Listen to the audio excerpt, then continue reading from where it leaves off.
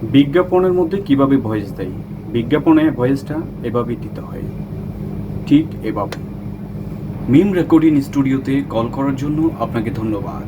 আপনি কি আপনার প্রতিষ্ঠানের জন্য একটি অডিও মাইকিং, ভিডিও বিজ্ঞাপন, কলার টিউন তৈরি করতে চাচ্ছেন? তাহলে এখনই আমাদের স্ক্রিন দেওয়া নাম্বারে যোগাযোগ করুন। আমাদের সেবাসমূহ অডিও মাইকিং, ভিডিও বিজ্ঞাপন, কলার টিউন ইত্যাদি। আপনি কি আপনার প্রতিষ্ঠানের জন্য মানসম্মত একটি ভিডিও বিজ্ঞাপন তৈরি করতে চাচ্ছেন, মডেল দিয়ে অথবা মডেল ছাড়া? তারপরে প্রচণ্ড গরম পড়েছে। এই গরমে একটু স্বস্তি পাওয়ার জন্য আপনি কি ভালো মানের একটি ফ্যান খুঁজছেন? তাহলে এই ফ্যানটি হতে পারে আপনার জন্য বেস্ট একটি অপশন। এভাবে বিজ্ঞাপনের ভয়েসগুলো স্ক্রিপ্ট লিখে দিতে হবে। আমি কিন্তু স্ক্রিপ্ট ছাড়া আন্তাজে স্ক্রিপ্ট ছাড়া বলছি, বাট স্ক্রিপ্ট লিখে গুছিয়ে তারপরে এগুলো বলতে হয়। তারপরে মোবাইল কেনার জন্য চিন্তিত? ভাবছেন ভালো মোবাইল কোথায় কেনা যায়, কোন দোকানে কিনলে ভালো হবে? আর কোনো চিন্তা নেই, মিম টেলিকম রয়েছে আপনার পাশে।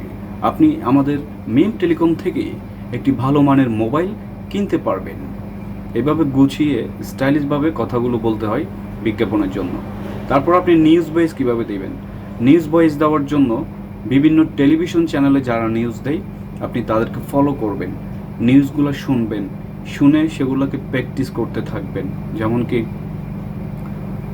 আজ থেকে চন্দ্রকোনা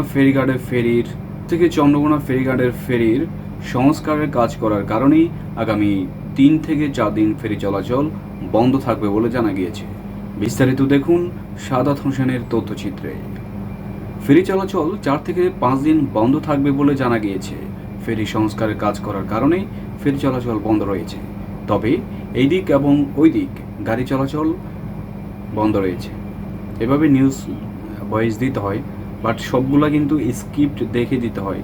আমি এখন স্ক্রিপ্ট ছাড়া বলেছি এটাই।